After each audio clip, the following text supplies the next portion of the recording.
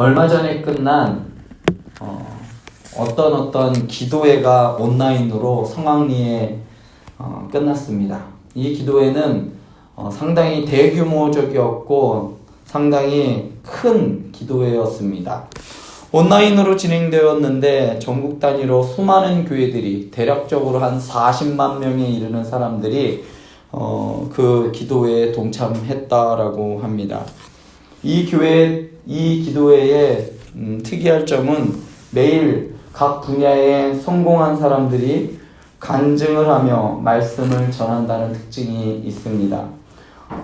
우리가 이름만 대도 알 수 있는 탤런트, 가수, 또 혹은 보통 사람들 중에서도 기업의 사장님들, 소위 말해서 성공했다라고 하는 사람들, 각자의 성공 스토리들이 있는, 이야기거리가 있는 분들이 신앙 성장 이야기와 곁들여서 많은 사람들에게 이야기가 되어 왔고, 그 이야기들은 각종 기독교 매체들을 통해서 기사화되었고 사람들에게 알려지게 되었습니다.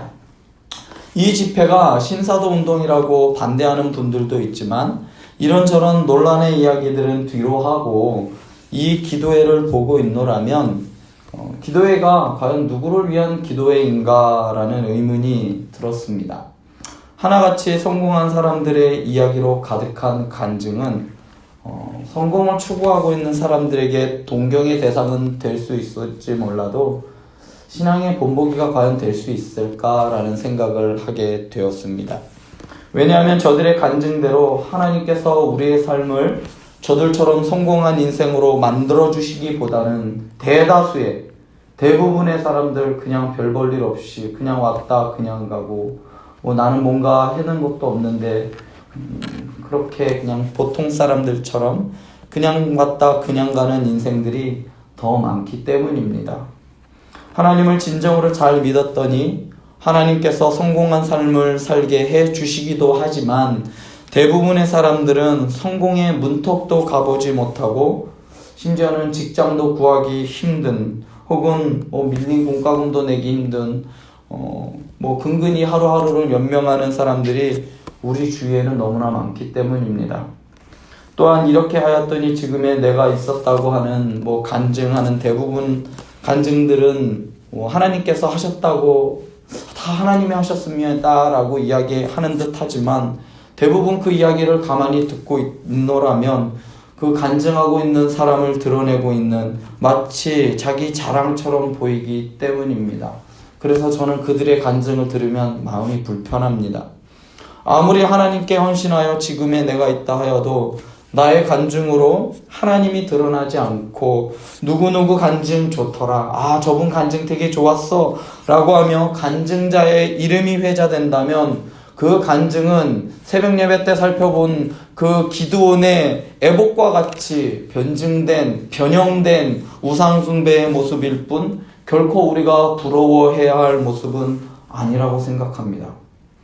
지금까지 예수를 믿어왔는데 왜 내 인생은 꼬인 실타래 마냥 풀리지 않는다고 생각하고 혹시라도 낙담하고 있는 분들에게 오늘 이 설교를 통하여 하나님의 위안이 여러분들에게 임하였으면 좋겠습니다. 지난번에 살펴본 다니엘서 2장 12절부터 13절에서 느부갓네살은 자신의 근위대장 아리옥에게 바벨론의 모든 지혜자들을 죽이라고 명령하였습니다. 그 이유는 자신이 무슨 꿈을 꾸었고 그 꿈의 해몽이 무엇인지 알아맞추는 자가 없었기 때문입니다.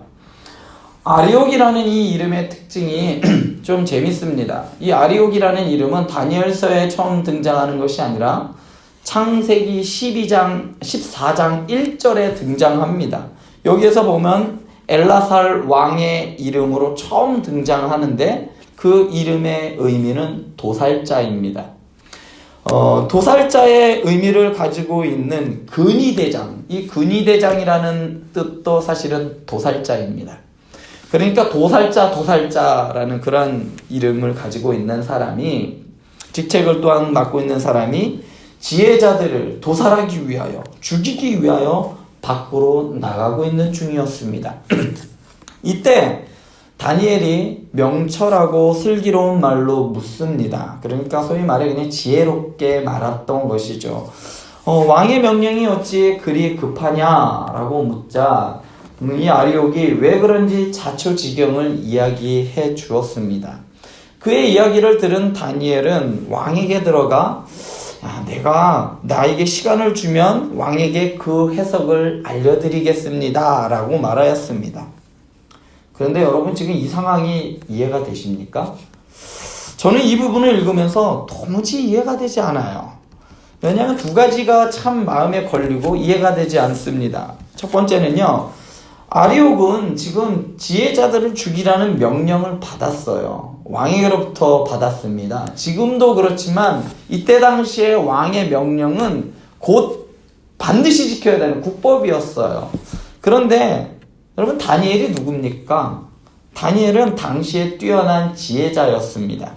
그 지혜와 총명이 온 나라와 박수 술객보다 10배나 나을 만큼 뛰어나기는 했지만 결론은 지혜자입니다.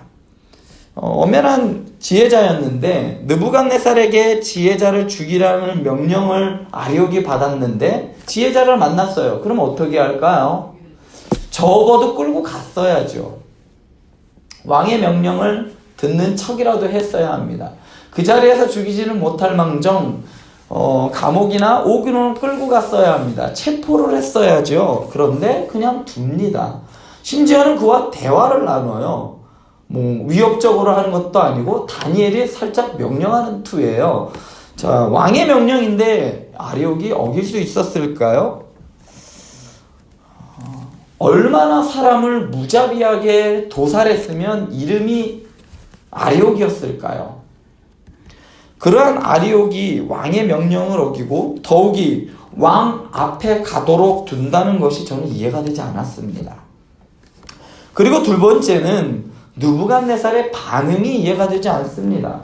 지난번에 살펴본 말씀에서 느부갓네살이 지혜자들을 모아놓고 자신의 꿈과 해몽을 맞추라고 하자 그들이 그럼 그 꿈이 어떤 꿈인지 말해주세요. 그럼 우리가 해석해 드리겠습니다 라고 느부갓네살이 말합니다. 그런데 느부갓네살이 이렇게 말해요. 내가 분명히 아노라. 너희가 나의 명령이 내렸음을 보았으므로 시간을 지연하려 함이로다 라고 말했어요. 무슨 의미죠? 그러니까 시간을 벌려고 잔머리 굴리지 마. 지금 당장 말해 라는 뜻이에요.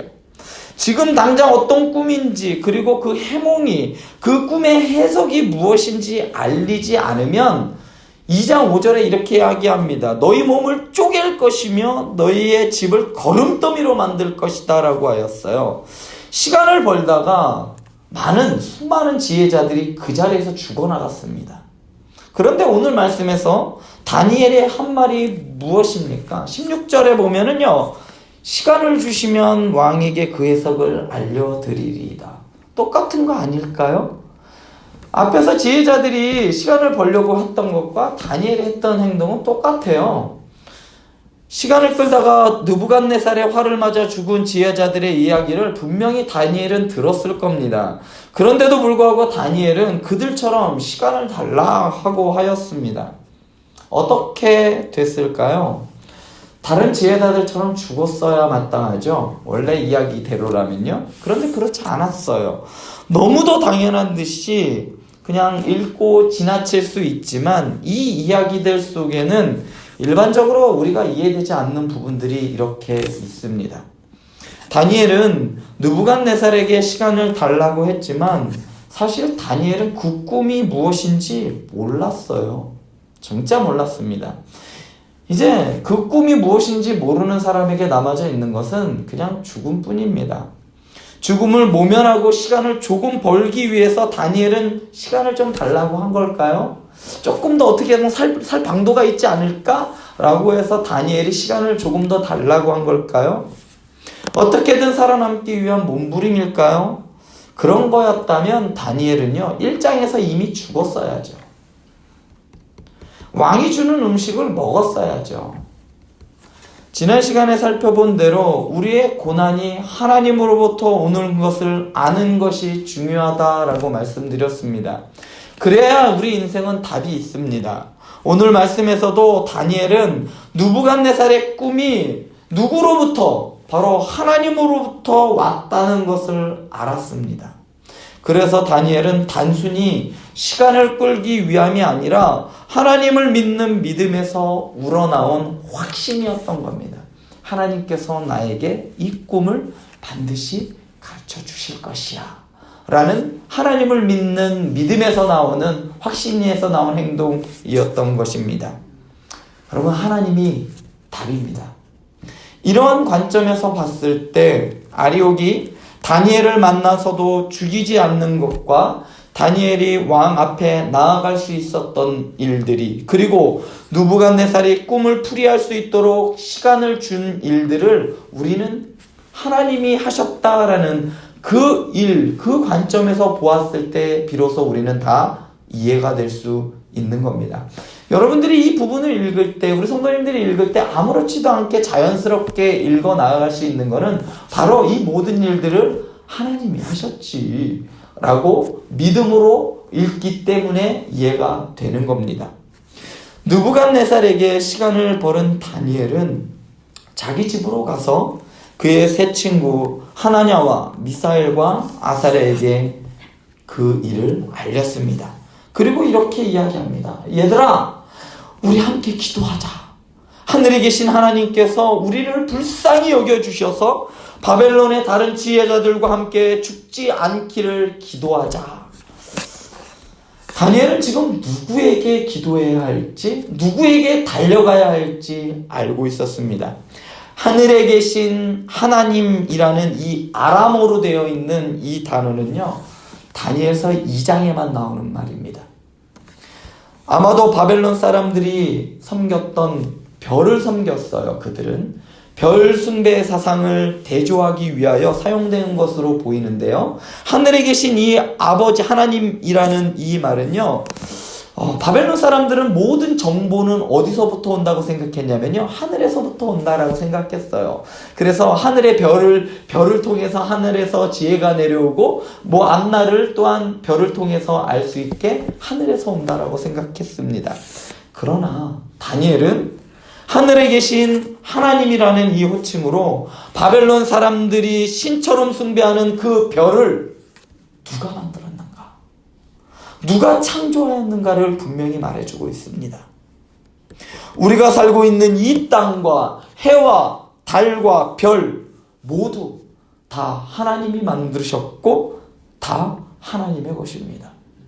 뿐만 아니라 모든 지각 위에 뛰어나신 하나님께서 느부갓네살이 어떤 꿈을 꾸었는지, 그리고 그 꿈의 해석이 어떻게 되는지 알게 하실 것이라 믿었습니다. 만약에 하나님께서 침묵하신다면 다니엘은 어떻게 됐을까요? 다니엘과 세 친구는 죽을 수밖에 없었을 것입니다. 그래서 다니엘이 할 수 있던 것은 그의 친구들과 함께 합심하여 하나님께 기도하는 것이 전부였습니다. 그런데 그것이 정답이었습니다. 오늘 말씀을 통해 다니엘과 그의 친구들은 평상시에도 그들은 기도의 교제를 하였던 것으로 보입니다. 기도의 교제를 하지 않았다면 이렇게 반응하지 않았을 거예요. 그의 집으로 가자마자 그의 친구들에게 야, 우리 함께 모여 기도하자. 우리 기도해야 돼 이제 라고 이야기할 수 있던 것은 기도의 교제가 있었다는 겁니다.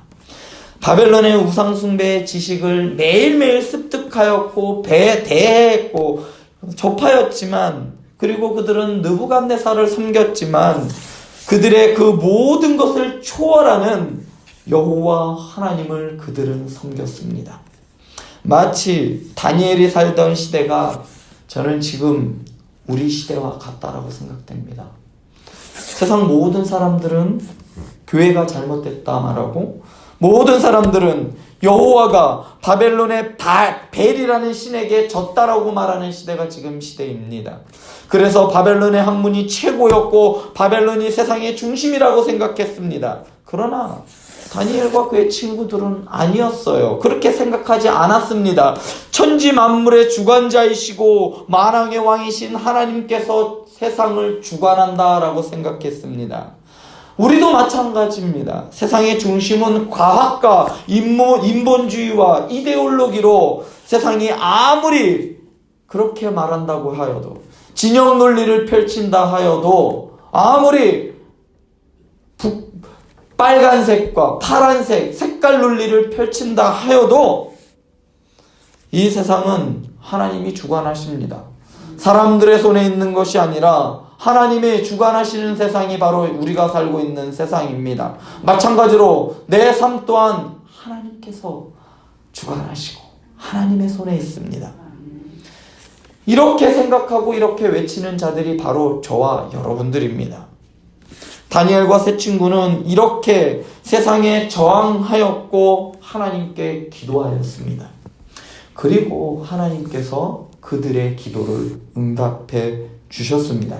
19절에 보면 이에 이 은밀한 것이 밤의 환상으로 다니엘에게 나타나 보이매, 하나님께서 은밀한 것을 알려주셨습니다.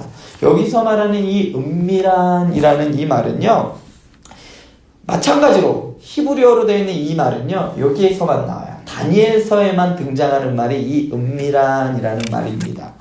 비밀 혹은 불가사의한 등의 의미로 사용되는 이 말은요, 하나님의 목적을 다룰 때만 사용된 단어입니다. 하나님의 계시를 통해서만 알 수 있는 것들, 그것들을 우리는 은밀한이라고 말합니다.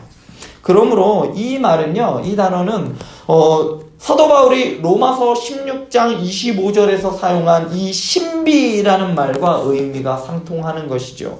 이렇듯 하나님께서는 인간들이 알 수 없지만 인간들의 지혜로는 알 수 없는 그것들을 다니엘에게 알게 하셨고, 다니엘은 하늘에 계신 하나님을 찬송합니다. 그러면서 다니엘은 20절에서 23절까지 하나님을 찬양합니다.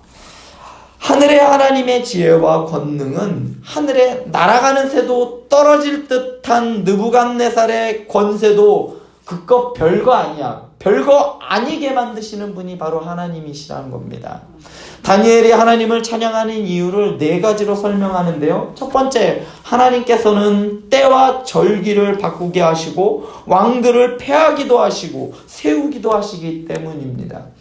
바벨론 사람들이 숭배했던 그 별과 하늘의 그 모든 것들의 움직임, 그것이 계절의 변화로 나타나는데 그것들을 누가 하시느냐? 바로 하나님이 하신다는 거예요. 그리고 왕들을 세우기도 하고 패하기도 한다는 것은 나라를 세우기도 하고 패하기도 하는 분을 누가 하는 분이냐? 바로 하나님이라는 것이죠. 누구냐? 바로 역사의 주관자이신 하나님이란 말입니다. 다니엘서를 살펴보면서 계속해서 말씀드렸듯이 하나님께서 역사를 주관하십니다. 그리고 통제하십니다. 수많은 왕들이 세워졌다 가고 나라들도 세워지고 망하여 사라지지만 하나님께서는 자신의 목적을 바로 이 현재라는 시간 속에서 이루어 가신다는 겁니다. 하나님께서는 과거도 현재와 같고 미래도 현재와 같으신 분이 하나님이십니다. 다니엘의 이때의 역사를 주관하셨던 하나님이 지금 이 시대에도 현재와 같이 그때와 똑같이 역사를 주관하고 계신다는 말입니다. 두 번째로 하나님을 찬양하는 이유는 하늘의 하나님은 총명한 자들에게 지혜와 지식을 주시기 때문에 찬양하라라고 합니다. 지혜 문학에서 나타나는 이러한 현상들, 그러니까 우리가 잠언, 욥기, 그리고 전도서 등 이렇게 지혜 문학에서 나타나는 이러한 현상들, 이것들은 하나님께서 지혜와 지식의 근원이시고 하나님께서 원하시는 대로 지혜를 나눠주시기 때문입니다. 이를 시편 기자는 시편 111편 10편에서 10절에서 이렇게 말합니다. 여호와를 경외함이 지혜의 근본이라. 그의 계명을 지키는 자는 다 훌륭한 지각을 가진 자이니 여호와를 찬양함이 영원히 계속되리로다 라고 말하면서 여호와를 찬양합니다. 그리고 다니엘은 하나님께서 자신에게 지혜와 지식을 주심으로 인하여 찬양하고 있습니다. 또한 세 번째로 하나님을 찬양하는 이유는 영원한 하나님이 심오한 것과 비밀을 드러내 보이시기 때문에 찬양하고 있습니다. 다니엘은 자신에게 지혜를 주셔서 하나님의 심오한 것과 비밀을 알게 하심으로 인하여 찬양하였습니다. 네 번째로는 나의 조상들을 돌보신 하나님께 감사하며 찬양하고 있습니다. 다니엘은 하나님이 자신의 지혜와 그리고 또한 힘의 근원이시고 곧 그들의 기도를 응답하신 분이라고 인정하면서 찬양을 마무리하고 있습니다. 이상으로 다니엘의 찬양과 기도를 살펴보았는데요. 그런데 20절에서 23절까지 살펴본 이 찬양하는 이 부분이 없어도 오늘 말씀에서 크게 문제되지 않는 말씀입니다. 오히려 19절에서 24절로 그냥 바로 넘어가면 내용이 더 매끄럽게 보여요. 아무런 문제가 없고요. 오히려 없는 게 더 나을 정도로 그냥 내용상으로는 더 좋게 보입니다. 실제로 자세히 살펴보면 20에서 23절의 이 찬양 때문에 글의 흐름이 끊어지는 역할을 합니다.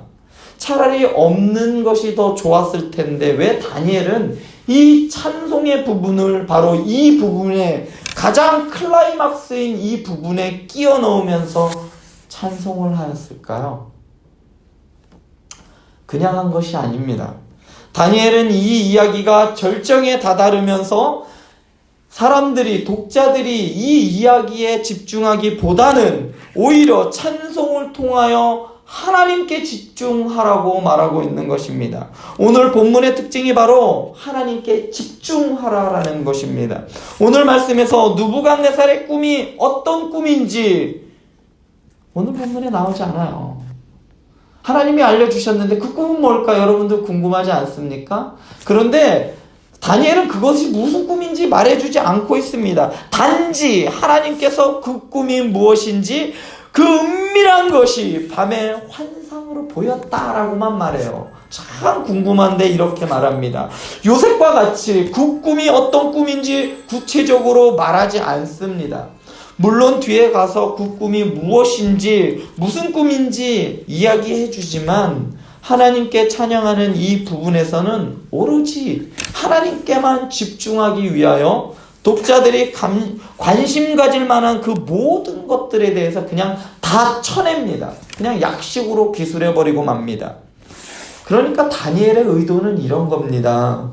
하나님께서 자신을 어떻게 구원해 주시고 내가 어떤 기도를 어떻게 했더니 하나님께서 나를 구원해 주셨다라는 우리의 일반적인 간증의 내용과는 전혀 다르게 하나님이 어떤 분이신지 그리고 무엇을 하셨는지 이것에 대해서만 기술하고 있는 겁니다. 그런 하나님을 찬양하고 있는 겁니다. 우리의 말대로라면 하나님이 나에게 이렇게 구원해 주셨어요. 하나님이 이렇게 이 꿈의 내용을 알려주셔서 이런 위기 가운데 있었는데 나를 건져주셨어요. 하나님께서 내가 이렇게 기도를 했더니 하나님께서 들어주셨어요. 이렇게 이야기할 법도 한데 다니엘은 그러지 않았어요.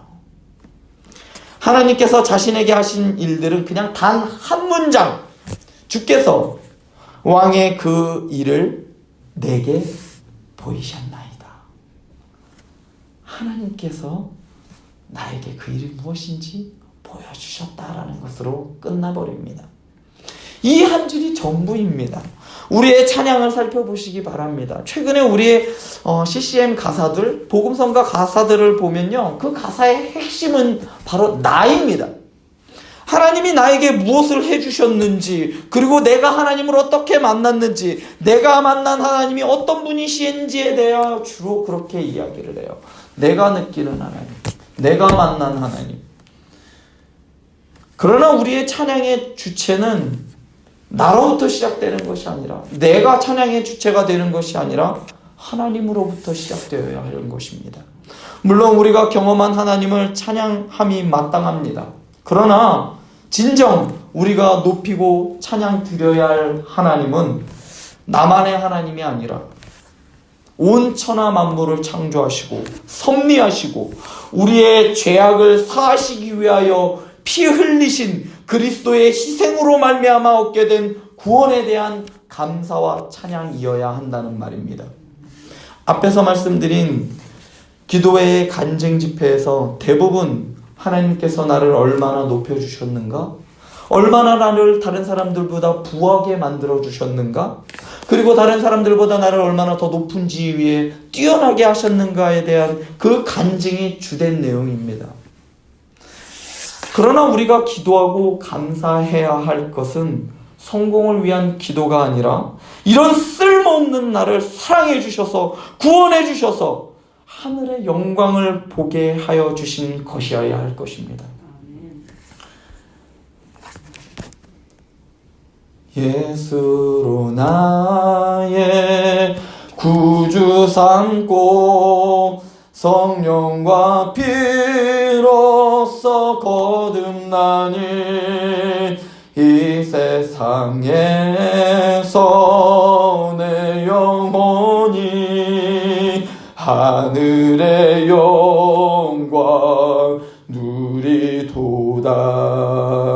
이것이 나의 간증이요 이것이 나의 찬송일세.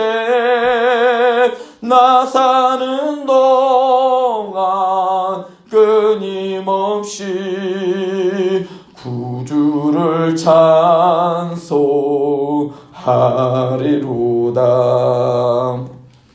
우리의 간증은 어떻게 하나님을 섬겼더니 하나님께서 이렇게 잘 되게 해주셨다는 일종의 성공의 노하우를 전수해 주는 것이 아니라 내가 예수님을 만나서 이 땅에서 하나님의 말씀을 따라 살며 하나님의 통치가 내 삶 가운데 이루어지는 하나님의 나라를 살아가고 있음이 바로 우리의 간증이어야 할 것입니다. 어떤 분들은 우리가 기도로 세상을 변화시키자고 하는 분들이 계십니다. 그러나 우리가 아무리 기도하고 몸부림친다고 해도 세상은 바뀌지 않을 것입니다. 절대로 바뀌지 않을 겁니다.